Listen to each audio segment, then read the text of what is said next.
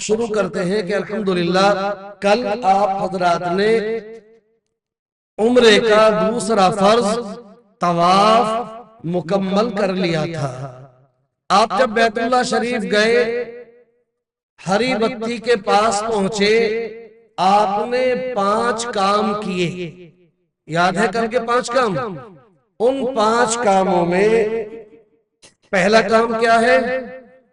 زور سے بولے وہاں تک۔ تلبیہ بند کر دینا نمبر 1۔ دوسرا کام داہنا کندھا کھول لینا۔ تیسرا کام نیت کرنا۔ چوتھا کام استقبال کرنا۔ 5واں کام استلام کرنا۔ ان 5 کاموں کو کرنے کے بعد آپ نے طواف کے 7 چکر الحمدللہ کل پورے کیے۔ اس کی ساری فضیلت، ساری ترتیب وہ سن لی آپ نے۔ طواف سے فارغ ہو کے آپ نے 2 رکعت واجب الطواف ادا کر لی۔ اس کے بعد آپ نے پیچھے ہٹ کر کے آب زمزم بھی پی لیا۔ آب زمزم سے فارغ ہو کر کے اب آپ کو عمرے کا پہلا واجب اور عمرے کے ترتیب والے کاموں میں سے تیسرا کام صفا مروہ کی سعی کرنی ہے۔ اب آئیے اس کا سبق یہاں سے شروع کرتے ہیں۔ آپ حضرات کو انشاءاللہ ہم دکھائیں گے کہ صفا مروہ کی سعی کرنے کے لیے کہاں سے جائیں گے، صفا مروہ کیسا ہے، وہاں پر کیا نوعیت ہے، وہ آج دکھائیں گے۔ اور انشاءاللہ کل آپ حضرات احرام کی چادریں لے کر کے آئیے گا۔ کل آپ کو پریکٹیکل کرایا بھی جائے گا، طواف بھی کرایا جائے گا اور صفا مروہ کی سعی بھی کرائی جائے گی۔ پریکٹیکل ہو جائے گا تو سبق بالکل مضبوط ہو جائے گا انشاءاللہ آپ کا۔ آپ 2 رکعت واجب الطواف پڑھ کے پانی پی کر کے اب آپ نے طواف کے 7 چکر میں 8 استلام کیے تھے نا، یاد ہے؟ اب 9واں استلام کر کے آپ کو صفا پہاڑی پر جانا ہے۔ 9واں استلام کریں گے اور صفا پہاڑی پر پہنچ جائیں گے۔ کوشش کیجئے گا کہ صفا پہ گراؤنڈ فلور پر جائیں اور وہاں جو خادم ہیں ان سے پوچھ لیں بھائی ہمیں گراؤنڈ فلور پہ جانا ہے اور وہاں جا کر کے سعی کرنی ہے، وہ آپ کو بتا دیں گے۔ ہم کچھ نہ کچھ پروجیکٹر پہ بھی انشاءاللہ آپ کی رہنمائی کریں گے کہ آپ کو کہاں کیسے جانا ہے۔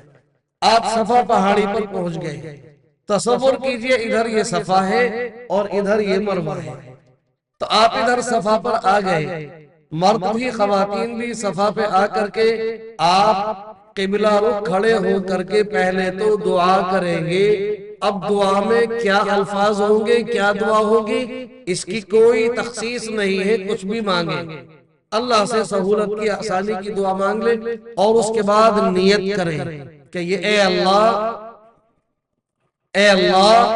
میں نیت کرتا ہوں سعی کی 7 چکر میرے لیے آسان فرما، میری طرف سے قبول فرما۔ اور مرد و خواتین میں سے کسی نے اتنا بھی کہا میں سعی کی نیت کرتا ہوں، کرتی ہوں، بس کافی ہو گیا۔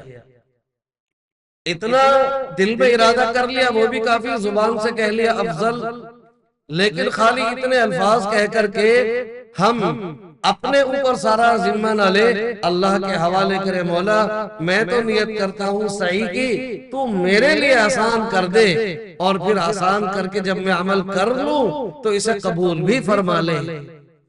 میں نے شروع کیا، رب کریم نے آسان نہ کیا تو بڑی دقت ہے، اور ہم نے عمل کر لیا اور کرنے کے بعد رب کریم نے قبول نہ کیا تب بھی ہمارے لیے نقصان کی بات ہے۔ اس لیے ان جملوں کو ہر نیت پر کہنا ضروری ہے۔ اے اللہ میں صفا مروہ کی سعی کی نیت کرتا ہوں، میرے لیے آسان فرما، میری طرف سے قبول فرما۔ اتنے بڑے جملے نہ کہے جائے تو مرد خواتین میں بہت سارے ایسے ہوتے جو نہیں کہہ پاتے ترتیب سے، تو خالی اتنی نیت کر لے میں سعی کی نیت کرتا ہوں، نیت کرتی ہوں، اس کے بعد اس نیت کے بعد اب صفا سے مروہ کی طرف چلے۔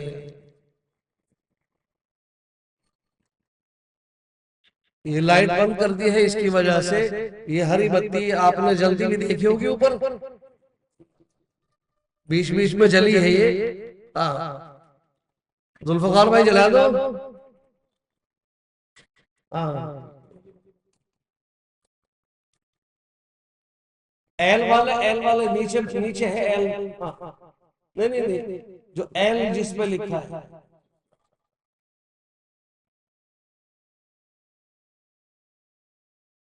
ہاں ہاں ایگزاسٹ بند کر دیجئے، ٹھیک ہے۔ اب دیکھ لیجئے ہری بتی ہے، صفا مروا پہ جب چلیں گے تو کچھ دوری پر ایسے ہری بتی جل رہی ہوں گی، ان کا اسٹائل الگ ہوگا۔ میں نے تو ایک تھوڑی سی نقل اتاری ہے، اصل تو وہاں ہے۔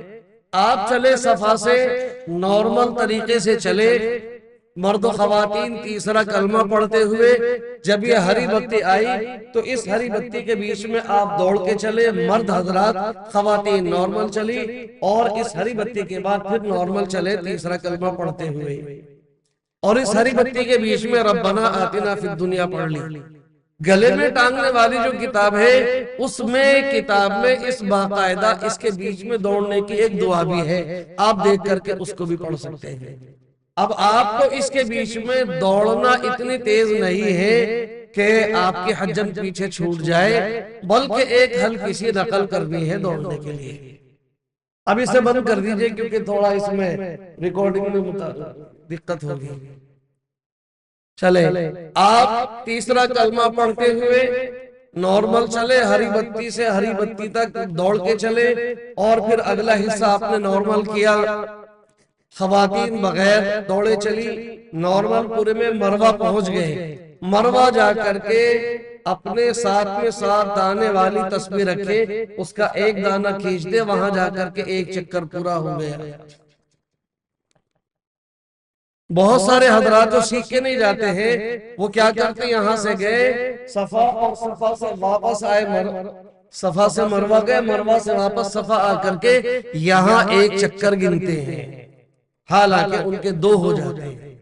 صفا مروہ پہ اس چکر گننے کا طریقہ کیا ہے؟ صفا سے مروہ پہنچے، ایک چکر ہو گیا، مروہ پہ جا کر کے قبلہ رخ کھڑے ہو کر کے دعا کریں، جو بھی دعا مانگنی ہو، دنیا آخرت کی بھلائی، دعا سے فارغ ہو کے پھر مروہ سے صفا کی طرف چلے، اور ہری بتی کے بیچ میں ادھر سے بھی دوڑ کے چلے، واپسی میں بھی ہری بتی ہے، باقی بھی نارمل، اور آپ جب صفا پر آ جائے تو یہاں پر دوسرا دانہ کھینچ دے۔ اب صفا پہ واپس آنے کے بعد 2 چکر ہو گئے۔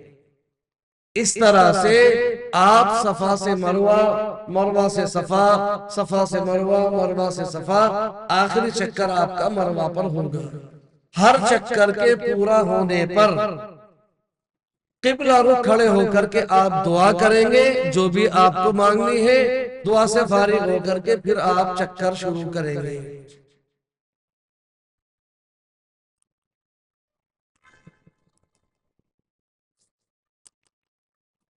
آپ کے جو 7 چکر پورے ہونے ہیں، اس میں اگر 1-2 چکر کے بعد کوئی تھک جائے تو کنارے ہٹ کر کے تھوڑی بہت دیر بیٹھ کے آرام بھی کر سکتے ہیں، پھر اپنا سلسلہ آگے جاری رکھیں۔ اس میں لگاتار کرتے رہنے کی پابندی نہیں ہے۔ تھک گئے تھوڑی دیر بیٹھ جائیں، کسی کے گھٹنوں میں درد ہے، کسی کو کوئی پریشانی ہے، تو آپ بیٹھ بیٹھ کر کے بھی اس عمل کو مکمل کر سکتے ہیں۔ اب آئیے، صفا مروہ کی سعی کرنے میں باوضو رہنا ضروری نہیں ہے۔ جیسے طواف کے 7 چکر میں باوضو رہنا ضروری ہے، صفا مروہ کے 7 چکروں میں کیا ایک بھی چکر میں باوضو رہنا ضروری نہیں ہے؟ کسی کا وضو نہیں ہے، اس نے بغیر وضو کے صحیح کر لی، اس کی صحیح ہو گئی، کوئی دقت نہیں۔ کسی کا وضو تھا، بیچ میں وضو ٹوٹ گیا، اس کی صحیح ہو گئی، کوئی پریشانی کی بات نہیں ہے۔ طواف بغیر وضو کے نہیں ہوگا، اور صفا مروہ کی سعی بغیر وضو کے ہو سکتی ہے۔ ایک مسئلہ یہ آپ کی سمجھ میں آ گیا۔ دوسرا مسئلہ، خواتین کچھ ایسی بھی ہیں جو عمرہ کرنے کے لیے طواف کرنے آئیں، اور طواف کے دوران وہ کوئی عذر نہیں تھا، لیکن انہیں احساس تھا کہ آج کسی وقت ہمارے ساتھ یہ عذر پیش آ سکتا ہے۔ ان کو اپنے ایام کا، تاریخوں کا پتہ ہوتا ہے، لہذا اگر ایسا کسی کے ساتھ میں مسئلہ ہو تو وہ خواتین جب حرم میں آئے تو باقاعدہ اپنی پیکنگ تیاری کے ساتھ آئے، نہ معلوم کب عذر پیش آ جائے، اس تیاری کے ساتھ آئے۔ طواف انہوں نے کر لیا، کوئی عذر نہیں آیا، سعی کرنے چلی، سعی کا ایک آدھ چکر کیا تھا یا شروع میں یا بیچ میں ان کو ناپاکی کا عذر شروع ہو گیا، انہیں احساس ہوا کہ ہمارا عذر شروع ہو گیا، تو اپنے اس سعی کے عمل کو اسی حالت میں مکمل کرتی رہیں، انہیں اس عذر کی وجہ سے سعی کو روکنا نہیں ہے۔ ہاں، اس کے عذر آنے کے بعد کوئی اور پرابلم کسی طرح کی ہو وہ ایک الگ بات ہے، بیٹھ جائیں، لیکن یہ عذر سعی کرنے میں رکاوٹ نہیں بنے گا۔ تو جب یہ عذر ناپاکی کا سعی کے عمل میں رکاوٹ نہیں بنے گا تو وضو کا نہ ہونا بھی رکاوٹ نہیں بنے گا۔ اب آئیے، میلین افزرین اس کو کہتے ہیں جو ہری بتی ہے، یہ میلین افزرین، اس کے بیچ میں دوڑنا کیوں ہے؟ کیوں دوڑتے ہیں؟ کیا آپ بتا سکتے ہیں؟ زور سے بتائیے۔ جی ہاں ہاں ہاں ہاں، مطلب بی بی ہاجرہ دوڑی تھی۔ جب بی بی ہاجرہ دوڑی تھی تو اتنی محنت آپ کیوں کرتے ہیں؟ حجنوں سے کرائیے نا۔ دوڑی تو اماں ہاجرہ تھی، ہم پہ یہ ذمہ داری کیوں ہے؟ عورتیں کیوں نہیں کر رہی؟ ان کو تو کہہ دیا خبردار تم مت دوڑنا، تم نارمل چلنا، اور مرد دوڑے نہیں تھے، مردوں کو کہا کہ خبردار تم دوڑ کے چلنا۔ ہاں، اس کی مصلحت کیا ہے؟ مصلحت یہ ہے جب سیدہ حضرت حاجرہ رضی اللہ عنہا دوڑ رہی تھی، تنے تنہا تھی، کوئی دوسرا مرد وہاں نہیں تھا، بیچارہ دودھ پیتا بچہ تھا، وہ وہاں پر جہاں آب زمزم ہے وہاں تھا، اور یہاں پر صفا مروہ کے بیچ میں ایک مرد نہیں تھا، تنہا دوڑ رہی تھی۔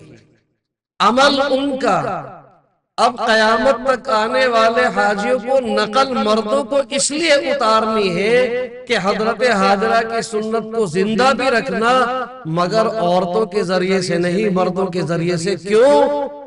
لاکھوں کے مجمع میں عورتیں اگر دوڑیں گی تو ان کی بناوٹ، ان کی ساخت ایسی ہے کہ وہ اچھی نہیں لگیں گی، وہ بے پردگی ہوگی اور شرم و حیا کے خلاف ہوگا مردوں کے بیچ میں دوڑنا۔ لہذا ان سے کہا کہ تم تو شرم و حیا کی پتلی بن کر کے اطمینان کے ساتھ چلو، ہاں مردوں تم اپنی اماں ہاجرہ کے اس عمل کی نقل اتارو۔ بات سمجھ میں آ گئی؟ ہاں، کیونکہ اللہ نے مردوں کی اور خواتین کی بناوٹ میں کچھ فرق رکھا ہے، تو وہ بناوٹ اس بات کی اجازت نہیں دیتی کہ وہ مردوں کے بیچ میں خواتین دوڑ کر کے اپنی بے پردگی کا اظہار کریں، اس لیے ان کو دوڑنے کو منع کیا ہے اور مردوں کو دوڑنے کے لیے کہا ہے۔ وہ اماں ہاجرہ کی سنت وہ مردوں کے ذریعے سے کرائی جا رہی ہے۔ الحمدللہ اس طرح سے آپ نے صفا مروہ کے 7 چکر پورے کر لیے، ٹھیک ہے؟ اس میں جتنے طواف میں بے شمار مسائل تھے، کل کتنے آپ کے سامنے ایک ایک کر کے آئے، اس میں اتنے زیادہ نہیں ہیں۔ اب آپ کی سعی مکمل ہو گئی، عمرے کا تیسرا کام پورا ہو گیا، عمرے کا پہلا واجب ادا ہو گیا۔ اب اس کے بعد عمرے کا چوتھا کام اور عمرے کا دوسرا واجب باقی ہے، سر پہ اس طرح پھروانا یا قینچی سے کتروانا۔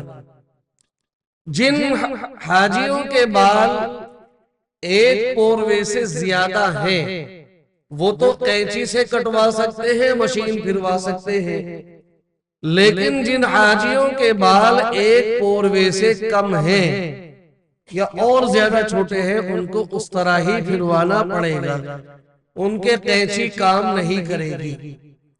لہذا حرم سے باہر نکلیں گے تو کلاک ٹاور کے آس پاس بائیں طرف کو جب آپ چلیں گے تو گیٹ نمبر 1 سے نکل کر کے تو کلاک ٹاور کے بائیں طرف کو آپ ایک بلڈنگ میں داخل ہوں گے۔ وہاں پر راستے میں بھی بہت سارے حضرات کہتے ہیں آئیے حلق کرا لیجئے، وہاں پر کھڑے رہتے ہیں وہ لوگ، آپ کو لے جائیں گے اور وہاں جا کر کے آپ اس طرح پھروا لیں۔ جن کے بال بڑے ہیں وہ قینچی سے بھی کتروا سکتے ہیں۔ خواتین اپنے بالوں کو اپنے کمرے میں آنے کے بعد بالوں کے 3 حصے بنا کر کے ہر حصے میں سے ایک پوروا بال کاٹیں، ایک حصہ داہنی طرف، ایک بائیں طرف، ایک پیچھے کی طرف، اور ہر طرف سے ایک پوروا بال کاٹ دیں۔ مسئلہ ایسا کرنا کیوں ضروری ہے؟ مسئلہ سمجھ لیجئے، خواتین ہو یا مرد ہو ان کے بال سر کے اتنے کٹنے چاہیے جن کی جڑیں چوتھائی سر پر پھیلی ہوں۔ اگر کسی خاتون نے پورے بالوں کو ایک پیچھے کی سائیڈ میں چھٹیاں بنا کر کے اور اس کے لاسٹ میں سے اتنے بال پکڑے، اتنے بال کو مضبوطی سے پکڑ کے باقی بال ہٹا دیں گے، پھر جتنے بال یہ ایک پوروا ہاتھ میں رہ جائیں گے ان کی جڑیں چوتھائی سر پر نہیں پھیلی ہوتی ہے، اس لیے ایک حصہ ادھر کر لیا، اس میں سے ایک پوروا بال ادھر کے بھی تقریباً 4 حصوں میں سے ایک حصہ ملے گا، 3 حصے ادھر بھی رہ جائیں گے۔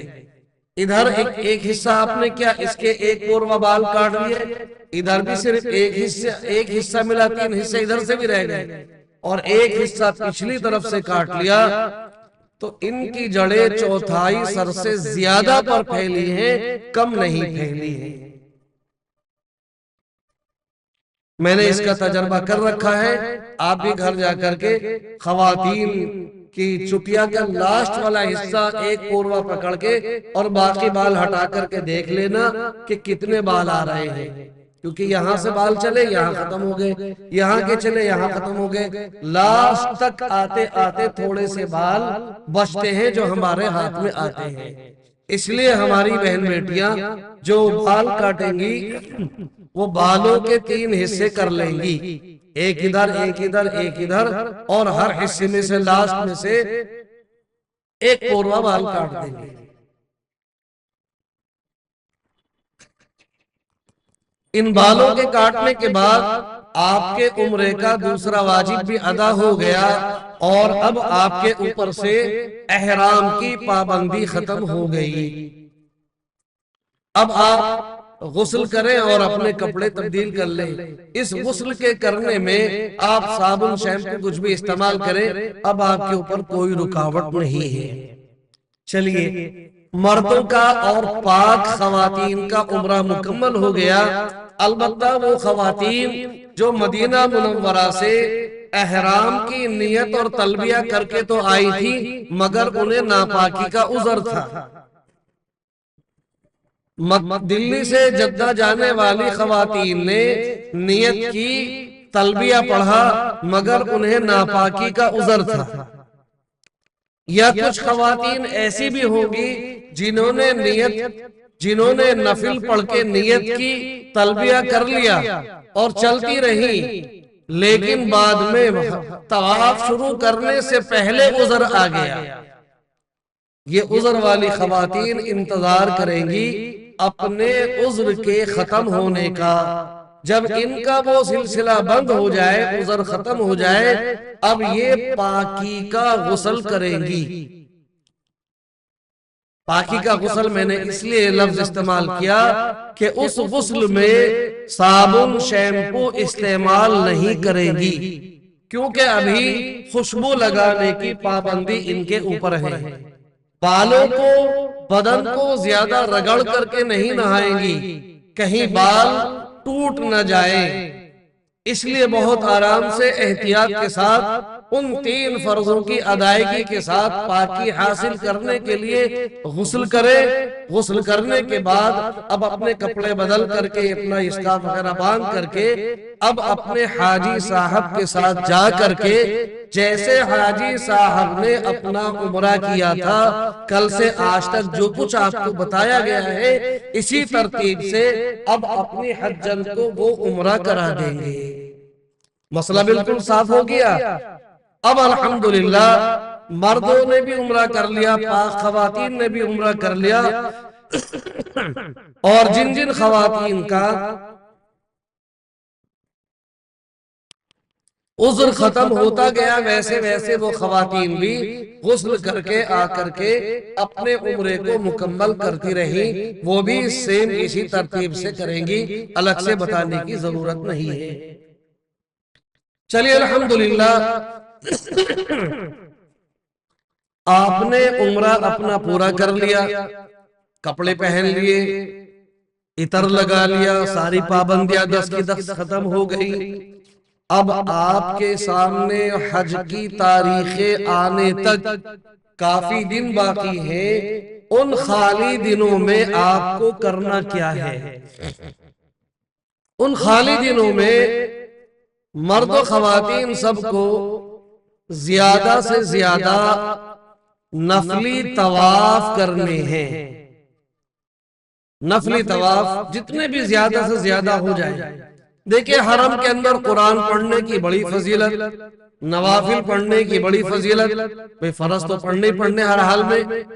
پہلے ایک بات یہ بتا دوں کہ مکہ مکرمہ میں آ کر وہ لوگ جو پورے 40 دن کے لیے جا رہے ہیں پرائیویٹ سے، وہ لوگ جو 22 دن کے لیے 25 دن کے لیے جا رہے ہیں، ان کے علاوہ باقی حضرات انہیں چونکہ 15 دن سے زیادہ ملتے ہیں رہنے کے لیے، اس لیے وہ مقیم ہے، مسافر نہیں ہے، پوری نمازیں پڑھیں گے۔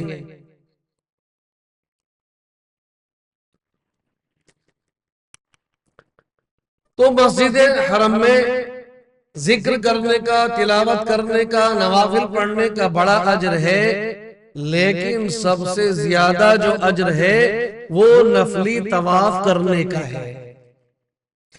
اب آپ کو میں بتا دوں، کل بھی اس کی ایک جھلک سمجھائی تھی، آج پوری تفصیل بتا دوں۔ اللہ تبارک و تعالی روزانہ اپنے ان آنے والے مہمانوں کے استقبال کے لیے 120 رحمتیں نازل فرماتا ہے، جس میں سے 40 رحمتیں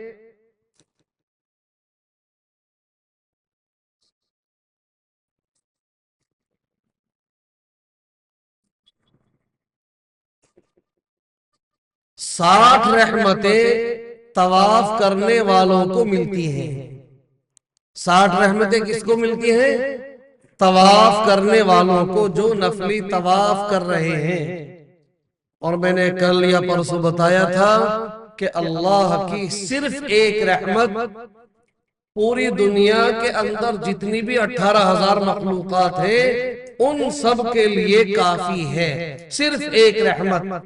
مگر رب کریم اپنے مہمانوں کو اتنا نوازتا ہے کہ انہیں 1-2 نہیں 60 رحمتیں طواف کرنے پر عطا کرتا ہے، اور 40 رحمتیں جو حرم میں بیٹھ کے قرآن پڑھ رہے ہیں، قرآن پڑھے بھی نہیں ہیں، ذکر کر رہے ہیں، ان کو اللہ تبارک و تعالی 40 رحمتیں عطا کرتا ہے۔ اور جو شخص نہ طواف کر رہا ہے، نہ نفل پڑھ رہا ہے، نہ قرآن پڑھ رہا ہے، نہ ذکر کر رہا ہے، کچھ نہیں کر رہا ہے، بس وہ بیٹھا ہوا محبت کے ساتھ بیت اللہ کو دیکھ رہا ہے، اس بیت اللہ کو دیکھنے پر بھی اللہ تعالیٰ 20 رحمتیں عطا کر رہا ہے۔ اتنا بڑا اکرام۔ تو 60 رحمتیں طواف کرنے والوں کو ملی، وہ جو ہر قدم پہ نیکی اور گناہ کا معاف ہونا، درجے کا بلند ہونا، 70 فرشتوں کا آمین کہنا، وہ فضیلت الگ ہے۔ یہ اس سے الگ کی بات ہے کہ 60 رحمتیں طواف کرنے والوں کو مل رہی ہیں، اور 40 رحمتیں ذکر و تلاوت والوں کو مل رہی ہیں، نوافل پڑھنے والوں کو مل رہی ہیں، اور 20 رحمتیں بیت اللہ کو دیکھنے والوں کو مل رہی ہیں۔ لہذا زیادہ کوشش کس بات کی کریں گے؟ جتنی ہمت ہو طواف کی زیادہ کوشش کریں گے۔ کیوں؟ ذکر و تلاوت ہر جگہ کر سکتے ہیں، طواف صرف وہی بیت اللہ کے اندر ہی کر سکتے ہیں، حرم کے اندر کر سکتے ہیں، بیت اللہ کے چاروں طرف۔ یہ عمل اور کہیں انجام نہیں دے سکتے۔ قرآن آپ یہاں بھی بیٹھ کے پڑھ لیں، اپنے گھر میں پڑھ لیں، ذکر چلتے پھرتے کر لیں، کہیں بھی کر لیں، لیکن طواف تو صرف حرم شریف کے اندر، اور وہ بھی بیت اللہ کے چاروں طرف ہو سکتا ہے۔ اس لیے وہاں پر آپ نفلی طواف کریں۔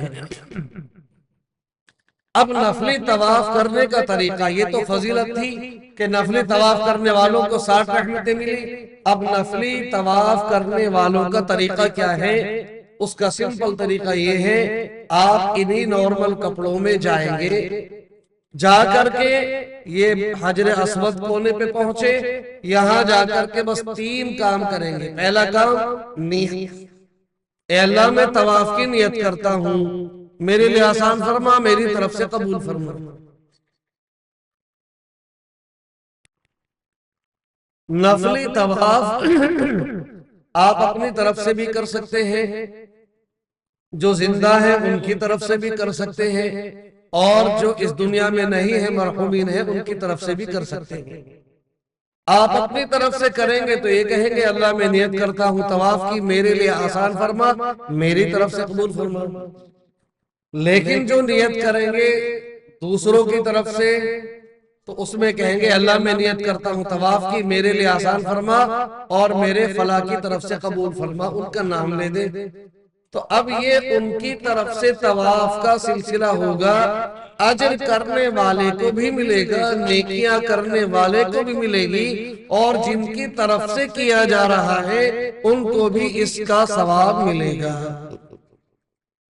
7 چکر نارمل چلیں گے، مرد و خواتین، صرف مرد حضرات، خواتین تو پہلے بھی نارمل چل رہی تھی۔ اس میں دوڑنے کی ضرورت نہیں ہے پہلے 3 چکروں میں، بلکہ نارمل طواف کرنا ہے۔ 7 چکر اسی طریقے سے کریں گے جیسے آپ کو کل بتائے گئے تھے، جو پڑھنا تھا، جو آداب تھے، سب کچھ وہی ہوگا۔ بس خالی فرق کیا ہوگا؟ نفلی طواف میں احرام نہیں ہے، نیت کی، استقبال کیا، استلام کیا، طواف کا پہلا چکر، تیسرا کلمہ پڑھا ربنا آتنا، 1 چکر پورا ہوا، 1 تسبیح کا دانہ کھینچ دیا، دوسرا ہوا، دوسرا دانہ، اس طرح سے 7 چکر پورے کر لیے۔ 7 چکر پورے کرنے کے بعد اب 2 رکعت واجب الطواف پڑھ لی، آپ کا نفلی طواف مکمل ہو گیا۔ یعنی نفلی طواف میں نہ تو احرام ہے، نفلی طواف میں رمل بھی نہیں، دوڑنا بھی نہیں، نفلی طواف کے بعد آپ کو صفا مروہ پر بھی نہیں جانا ہے۔ ایک صاحب بیچارے اکثر بہت دیر میں آتے تھے، کہتے تھے آج تو بہت تھک گئے، اور 2 ہی طواف کر پائے، بہت تھک گئے، بڑا چور چور ہو گئے۔ اب جب ان سے ترتیب پوچھی شک ہونے پر، تو وہ کیا کرتے تھے؟ طواف کیا اور صفا مروہ پر پہنچ جایا کرتے تھے۔ نفلی طواف کیا اور صفا مروہ پہ گئے، 7 چکر پورے کر کے پھر طواف میں آ گئے، ہم ابھی تھک نہیں ہے۔ تو صفا مروہ پہ تو عمرہ کرنے میں جاتے ہیں، عمرے کا عمل ہے، نفلی طواف کا عمل صفا مروہ نہیں ہے۔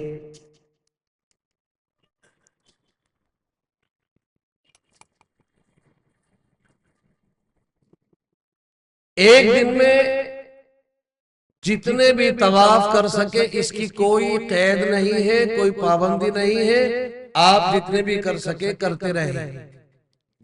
اسی بیچ میں بہت سارے حضرات نفلی طواف کرتے کرتے نفلی عمرہ بھی کرتے ہیں۔ اگر کوئی نفلی عمرہ کرنا چاہے کر سکتا ہے۔ اس کا آسان طریقہ یہ ہے، اپنے کمرے سے احرام باندھا غسل کرنے کے بعد، اور حرم حدود حرم سے باہر نکلے، مقام تنعیم ہے، وہاں پر مسجد عائشہ ہے، وہاں چلے جائے، یا ایک مقام ہے جارانہ، وہاں چلے جائے، وہاں جا کر کے نفل احرام پڑھیں 2 رکعت، نیت کریں، تلبیہ پڑھیں، تلبیہ پڑھتے ہوئے آ کر کے دعا مانگے بیت اللہ کو دیکھ کر کے، اور اس کے بعد پھر وہی 5 کام اور وہی کل کی طرح سے عمرہ مکمل کر لے جیسے آپ نے کل اور آج میں عمرہ مکمل کیا تھا۔ بس آپ کو احرام باندھ کے حدود حرم سے باہر نکلنا ہے، یا تو مسجد عائشہ جانا ہے، یا جارانہ جانا ہے، یا کوئی جدے گیا وہاں سے واپس آ رہا ہے تو وہاں سے بھی احرام باندھ کے آ سکتا ہے اور عمرہ کر سکتا ہے۔ لیکن نفلی عمرہ کرنے سے زیادہ بہتر ہے کہ زیادہ زور نفلی طواف پر دیجیے،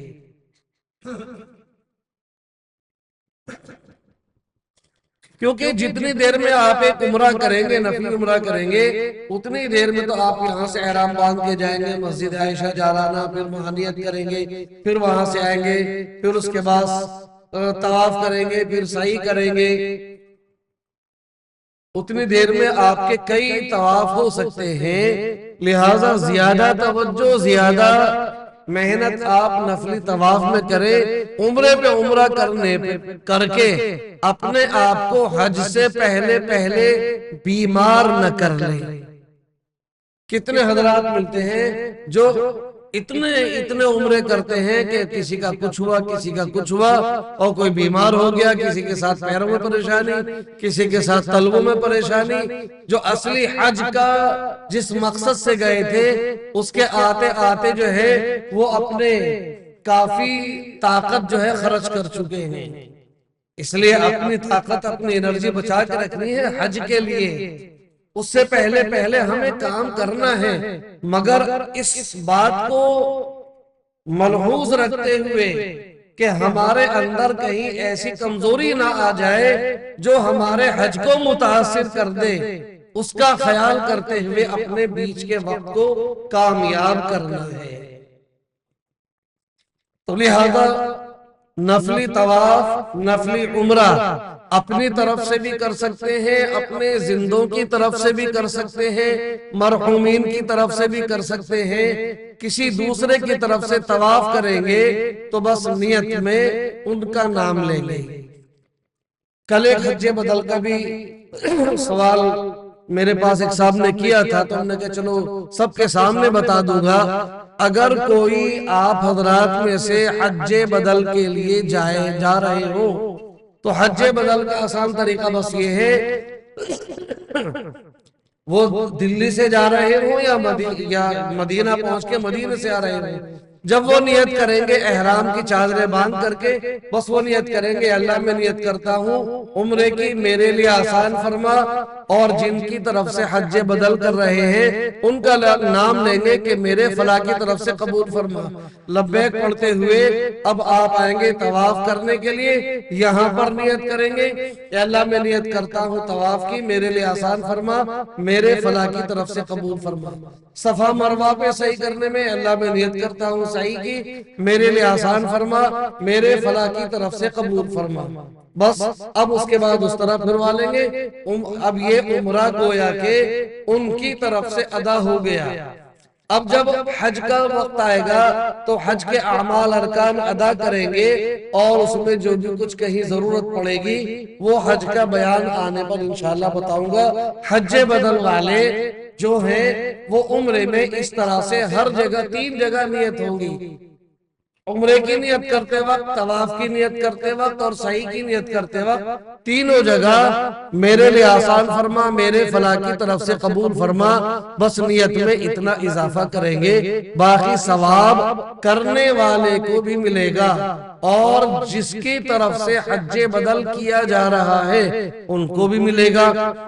ایک صحابیہ نبی اکرم صلی اللہ علیہ وسلم کی خدمت میں حاضر ہوئی، عرض کیا یا رسول اللہ صلی اللہ علیہ وسلم، میرے والد اس قابل نہیں ہے جو سفر کر سکے اور ان پر حج فرض ہے، لیکن وہ چلنے پھرنے کی استطاعت نہیں رکھتے ہیں، کیا میں ان کی طرف سے حج بدل کروں؟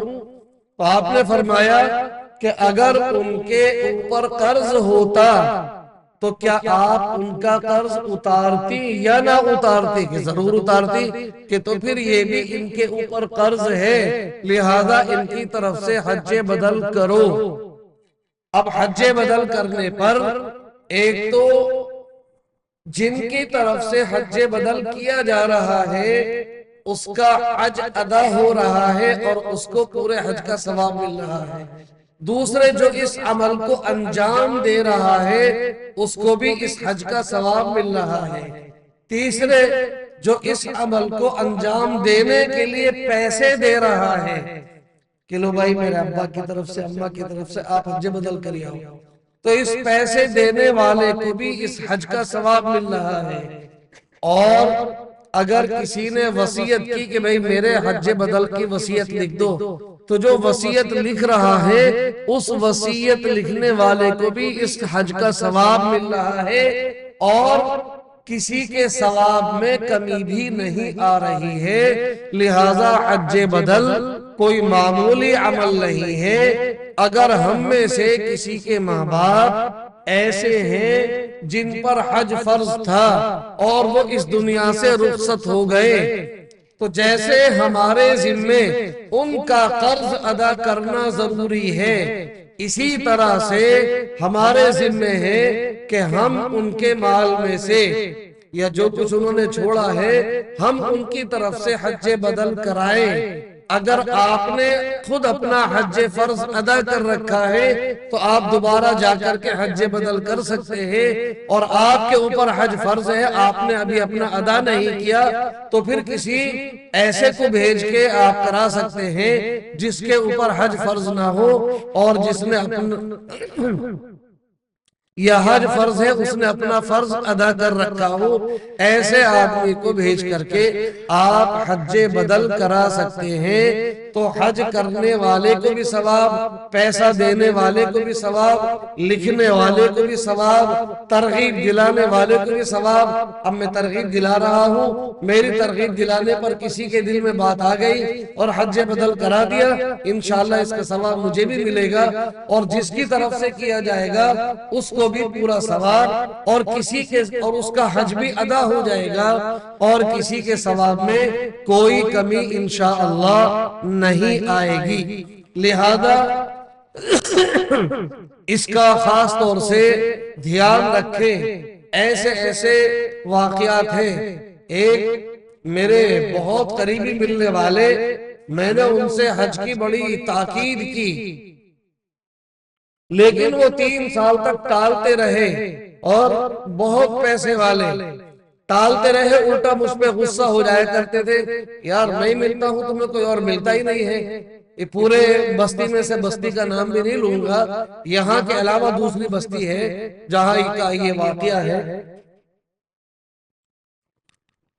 چوتھے سال حج کا سیزن آنے سے پہلے ان کا ایکسیڈنٹ ہوا اور انتقال ہو گیا۔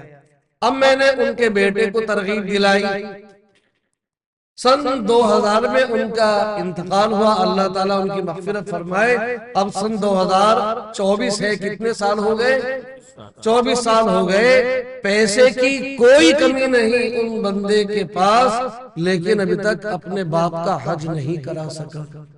جس وقت کا یہ واقعہ ہے 60,000 میں حج ہو رہا تھا، اور خود اس کی بیوی نے بھی کیا کہا کہ ہاں ہم اس میں پیسہ خرچہ کریں گے، اس کی بیوی نے بھی خود منع کر دیا۔ اور 6 مہینے بعد بیٹی کی شادی تھی تو کیا کہا، کوئی یہ نہ سمجھے کہ یہ اس کا باپ نہیں ہے، 60 لاکھ خرچہ کروں گی میں اس میں۔ اور اس میں واقعی وہاں پر جو یہ چھترپور میں جو بڑے بڑے فارم ہاؤس ہے وہاں پر کیا، اور ہر کچھ انتظام کیا، اور گاڑی بڑی مہنگی سے لے کر کے ہر کچھ دیا، بڑی بہترین شادی، پتہ نہیں کتنوں کی ہوگی، 40 کی ہو یا 50 لاکھ کی ہو، جتنے کی بھی کی ہو، مگر 60,000 اپنے باپ کے نام کے حج کے نہیں نکال سکا۔ میں ہر سال جب بھی نمبر آتا ہے، حج کا سیزن آتا ہے، اس کو سلام دعا کر کے اتنا ضرور کہہ دیتا ہوں، یار اپنے ابا کا حج ضرور کرا لے۔ ابھی تک توفیق نہیں ہوئی، تو میں جمعے میں بھی کبھی کبھی کہتا ہوں، بیان کرتا ہوں کہ تم پہ خود ہر فرض ہے، خود کر لو جلدی، بچے تو اپنی میراث بانٹ کے ایک طرف ہٹ جائیں گے۔ اسی طرح سے اگر ہمارے والدین ایسے ہیں کہ حج فرض تھا چلے گئے اور ہمارے پاس وسعت اللہ نے دے رکھی ہے، تو بھائی ماں باپ کا بڑا حق ہے ان کی طرف سے بھی حج بدل کرا کر کے اجر و ثواب کے مستحق بن جانا۔ اسی کے ساتھ ساتھ میں ایک چیز کی طرف میں آج آپ کو اور توجہ دلا دوں، کیونکہ ہمارا عمرے کا عمل مکمل ہو گیا ماشاءاللہ، اور عمرے کے بیچ کا کام، حج کے بیچ کا کام، نفلی طواف کا بھی کام اب الحمدللہ مکمل ہو گیا ہے۔ ایک چیز کی طرف آپ کو میں توجہ دلا دوں، اس کے بڑے تقاضے بار بار آ رہے ہیں کہ دیکھو، ایک تو اللہ کا حق ہے اور دوسرے ہمارے اوپر بندوں کے حق ہیں، ماں باپ کے حقوق ہے، بیوی بچوں کے حقوق ہے، پڑوسیوں کے حقوق ہے، رشتہ داروں کے حقوق ہے۔ ان حقوق کی ادائیگی کر کے تب جائیں اور اپنے معاملے کی صفائی کر کے تب جائیں۔ ایک ہے کہ ہمارا کسی سے لین دین ہے، اس لین دین کو نمبر ایک جو آپسی معاملات ہیں، کسی سے رنجش ہے، کسی سے بول چال بند ہے، کسی سے کہنا سننا ہے، تو آپ حج پہ جانے سے پہلے ان سے معافی تلافی کر کے جائیں، دل صاف کر کے جائیں، یعنی یہ حقوق رشتہ داروں کا ادا ہو گیا۔ اگر کسی سے کوئی لین دین ہے تو یا تو وہ لین دین ادا کر کے جائیں، یا پھر یہ ہے کہ اپنا بیٹا یا اپنا کوئی کہ دیکھو بھائی میں تو جا رہا ہوں، فلاں جگہ سے پیمنٹ آنے والی ہے، میرا یہ بیٹا آپ کو پیمنٹ دے دے گا، اگر میں نہ بھی آ سکا تو یہ ذمہ دار ہے، یہ پیمنٹ دے گا۔ ہم نے یہ کہہ دیا تو بس اتنا کافی ہے، اب ہم نے اپنا حق ادا کر لیا، اب ہم نے ان دونوں کو آپس میں ذمہ دار بنا دیا۔ یعنی جو بھی کچھ لین دین ہے، معاملات ہے، ان کو صاف کر کے جانا۔ کیوں کہ جو حدیث میں ہے کہ جو حج کر لے وہ ایسا ہو جاتا ہے جیسے ابھی پیدا ہوا ہو، بالکل گناہوں سے پاک صاف۔ اس کے حقوق اللہ والے گناہ معاف ہوتے ہیں، حقوق العباد والے گناہ معاف نہیں ہوتے۔ ہاں اتنا ہو جاتا ہے، ایک تو ہے جیسے کسی مثال کے طور پہ چوری کا عمل ہے، ایک تو ہے چوری کرنے کا گناہ، اور ایک ہے اس چوری کے سامان کا واپس کرنا۔ اب حج کر لیا، کسی نے چوری کی تھی، وہاں رو دھو کر کے گناہ معاف کرائے، تو وہ اس کے ساتھ ساتھ میں چوری کرنے کا جو اس پہ گناہ بنتا تھا وہ گناہ تو معاف ہو گیا، لیکن وہ جو چوری کا سامان تھا وہ واپس کرنا اس کے ذمہ ہے، نہیں کرے گا تو یہ اس کے ذمہ باقی رہے گا، معاف نہیں ہوگا۔ تو لین دین نمٹا کر کے جائیں۔ حاجیوں کرو گے انشاءاللہ ایسے؟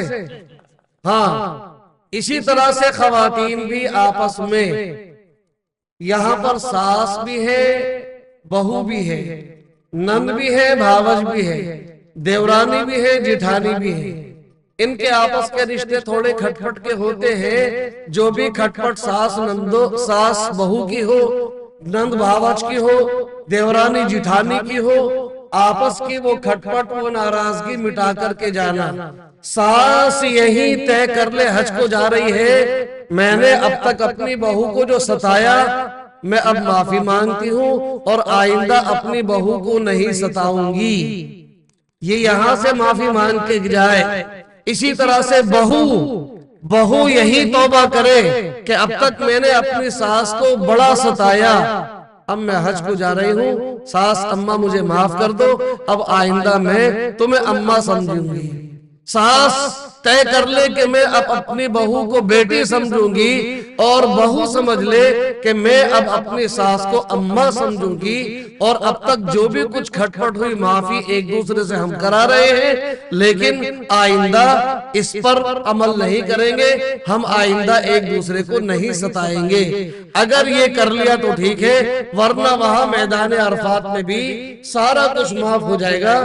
ساس اگر بہو کو ستاتی ہے تو ستانے کا ظلم سر پہ باقی رہے گا، بہو اگر ساس پر ظلم کرتی ہے تو عرفات میں بھی سب کچھ تو معاف ہو جائے گا، لیکن ساس کو ستانے کا ظلم باقی رہے گا، یہ معاف نہیں ہو سکتا۔ اس لیے چند دنوں کی زندگی باقی رہ گئی، ارے ساس اماں کب تک بہو کو ستائے گی، ارے بہو کب تک ساس پر ظلم کرے گی، اب تو قبر میں جانے کا نمبر آ گیا ہے اور حج کو جا رہی ہو، اللہ کے گھر کو دیکھنے جا رہی ہو، لہٰذا ایک دوسرے کو گلے لگا کر کے جانا، معاف کر کے جانا، معافی مانگ کر کے جانا اور اس ظلم کو چھوڑ کر کے جانا، آئندہ نہ کرنے کا ارادہ کر کے جانا۔ یہ حجنے بھی کرے، سارے رشتے سب بیٹھے ہوئے ہیں، سب ایک دوسرے سے، اور حاجی حضرات بھی سب کچھ معاملہ نمٹا کر کے جانا۔ ایک حاجی صاحب یہاں سے گئے تھے، ان کے جیسا مت جانا۔ ایک حاجی صاحب گئے تھے یہاں پر، میں کئی سال پہلے کا واقعہ میں ہر سال اس کو سناتا ہوں ضرور، اور جمعے میں بھی سنا دیتا ہوں جبکہ وہ خود بیٹھے بھی ہوتے ہیں، میں اس میں شرماتا نہیں ہوں۔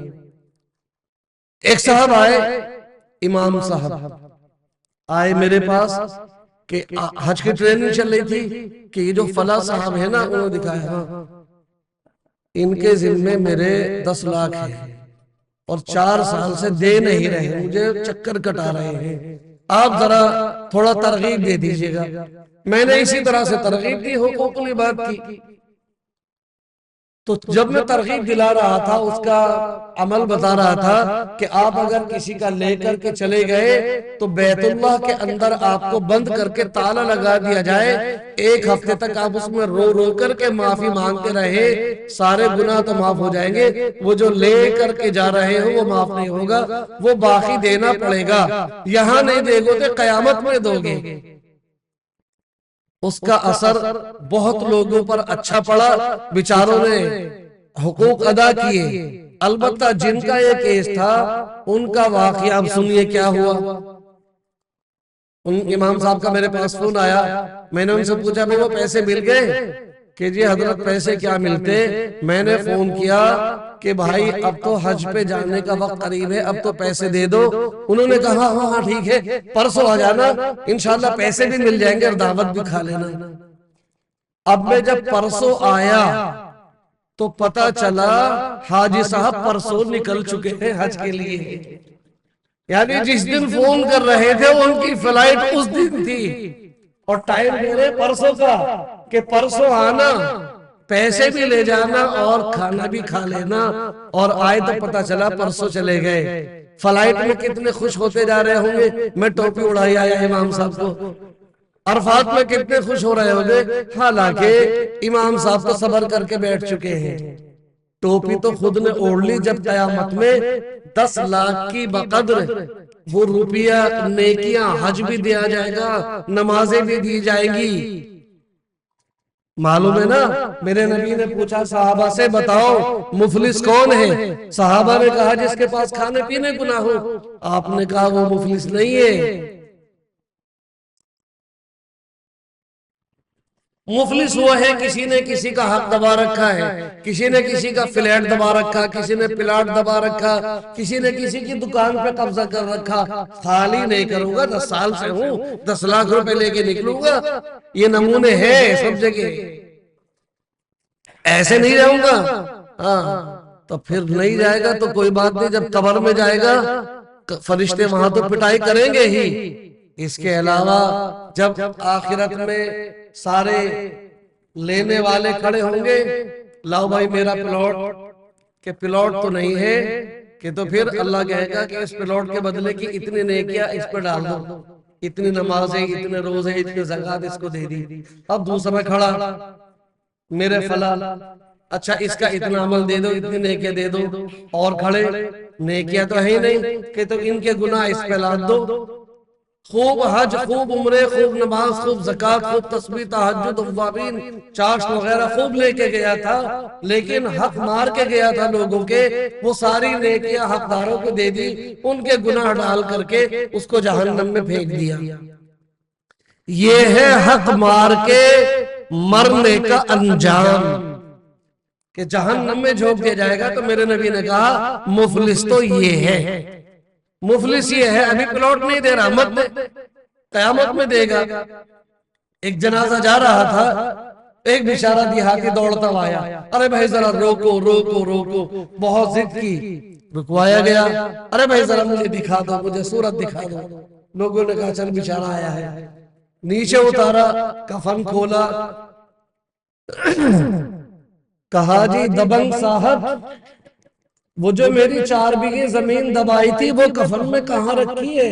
یہ ڈھونڈ رہے سب کے سامنے، اس کے کاغذ کہاں ہیں؟ کاغذ تو لیتے جاتے، ارے فلاں صاحب یہ زمین تو لیتے جاتے، میری جو دبا رکھی تم نے۔ مجمع پر سناٹا چھا گیا، چلے گئے۔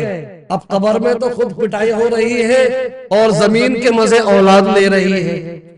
اس لیے میرے بھائیوں، آپس میں ایک دوسرے کا حق ادا کر کے جانا۔ کسی غلطی سے دیکھو، لوگ کہتے نا کہ میں تو 20 سال سے اس دکان پہ ہوں، اس دکان سے لے کے نکلنا حرام ہے، وہ پیسے لینا حرام ہے، جیسے خنزیر کھا لیا ہو۔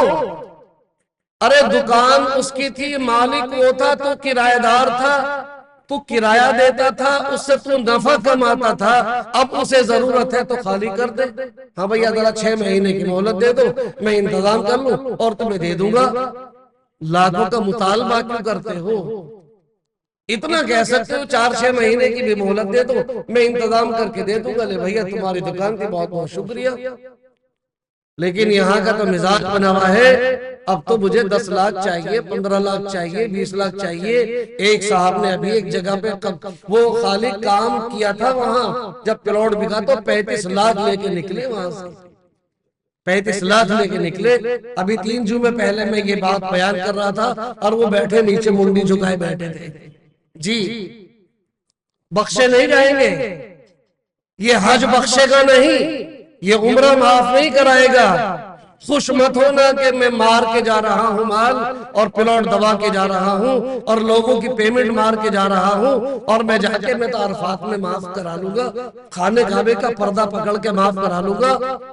یہ غلط فہمی ہے، بھول ہے، یہ بھول ہے۔ اللہ کے حق معاف ہوں گے، بندوں کے حق تو اللہ تعالیٰ کہے گا تم آپس میں جانو، یہ تمہارا مسئلہ ہے، یہ تمہارا مسئلہ ہے۔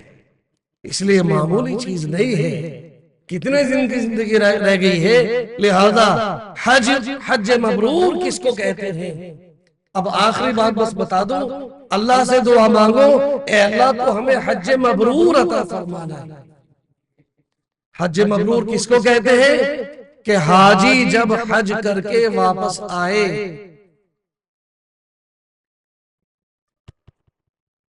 تو جس برائیوں میں مبتلا تھا حج پہ جانے سے پہلے، جن گناہوں میں مبتلا تھا، جن بیماریوں میں خرابیوں میں مبتلا تھا، اگر حج سے آنے کے بعد وہ ختم ہو گئی، چھوٹ گئی، تو سمجھو حج مبرور مل گیا۔ اور آنے کے بعد پھر وہی جھوٹ، پھر وہی ظلم، پھر وہی ٹوپی اس کے سر اس کے سر اس کے سر اڑانا، اگر پھر باقی تو کچھ حج مبرور نہیں ملا، کچھ نہیں ملا، فرض ادا ہو گیا، باقی ملا کچھ نہیں۔ اگر حج مبرور چاہتے ہیں تو جو عمل ہم خلاف شریعت انجام دیتے آ رہے ہیں ان کو چھوڑ کر کے جانا ہے۔ اللہ تبارک و تعالی ہم سب کو اور جتنے بھی اس سال حج پر جا رہے ہیں ان سب کو، مرد و خواتین کو، حج مبرور، حج مقبول عطا فرمائے۔ وآخر دعوانا ان الحمدللہ رب العالمین۔ لائیے صفا مروہ ان کو دکھا دیجئے۔ اب یہ آپ ہی سمجھ لیجیے کہ یہ تو حجر اسود ہے، یہ ملتزم ہے، اور یہ بیت اللہ کا دروازہ ہے، اور یہ حتیم ہے جو اس وقت خالی ہے، کسی وقت میں خالی ہوتا ہے اور کسی وقت میں اس میں نماز پڑھنے کی اجازت دی جاتی ہے۔ تو اتنی بھیڑ عام طور سے کبھی کبھی ہو جاتی ہے، لہذا اتنی بھیڑ کے اندر آپ کو طواف کرنا ہے تو زیادہ اندر داخل ہو کے نہ کرے، تھوڑا باہر رہ کر کے طواف کرے، چکر لمبا پڑے گا مگر سہولت سے ہو جائے گا۔ طواف سے فارغ ہو کر کے اب یہ دیکھیں یہ ہے مقام ابراہیم، مقام ابراہیم کے سامنے آپ نے نماز پڑھی، اور یہاں یہ جو آپ کو یہ جو گول دائرہ دکھائی جا رہا ہے، آپ یہاں سے چلتے چلتے یوں چلیں گے تو یہ صفا مروہ پہ جانے کے لیے آپ کو راستہ ملے گا۔ آپ کو جگہ جگہ ایرو کے نشان بھی ملیں گے کہ تو صفا الی صفا، کہ آپ صفا پہ جانے کے لیے ادھر کو جائیے، ادھر کو آپ کو ایرو کے نشان ملیں گے۔ آپ یہاں پہنچیں گے، یہ اس کا گیٹ آ جائے گا، آگے گیٹ دکھا دیجئے۔ گیٹ کا یہ ہے، یہ تو طواف کا ہے، وہ تو بتا چکے آپ اس کا لائیے۔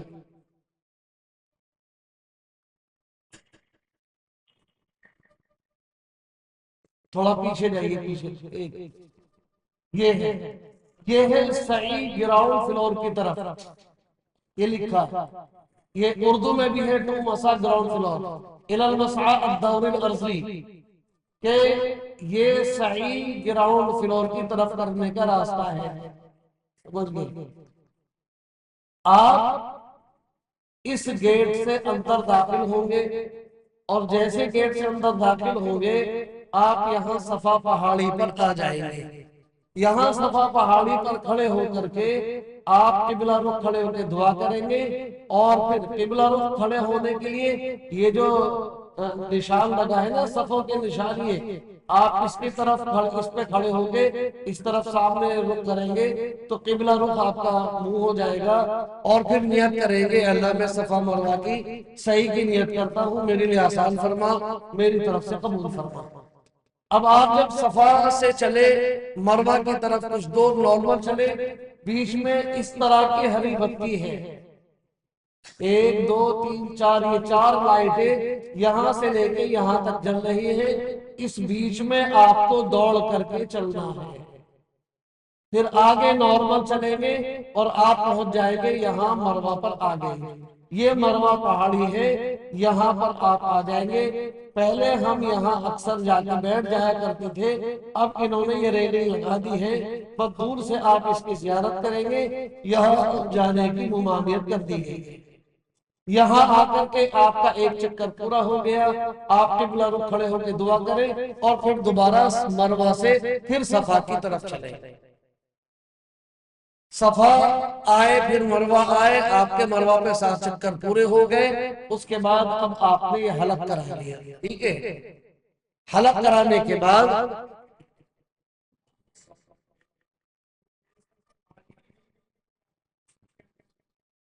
اگر سر پہ بال ہے ہی نہیں تو اسی سر پر، ہاں ایسا بھی ہوتا ہے بال سب جھڑ چکے ہیں تو پھر اسی گنجے سر پر ہی آپ اس طرح پھروا لیں گے۔ وہ نائی جو ہے وہ اس پہ لگائے گا، اب تھوڑا سا کریم کریم جو لگاتا ہے لگا کر کے وہ اس طرح سے اس طرح پھیر دے گا، بس کافی ہے، ٹھیک ہے؟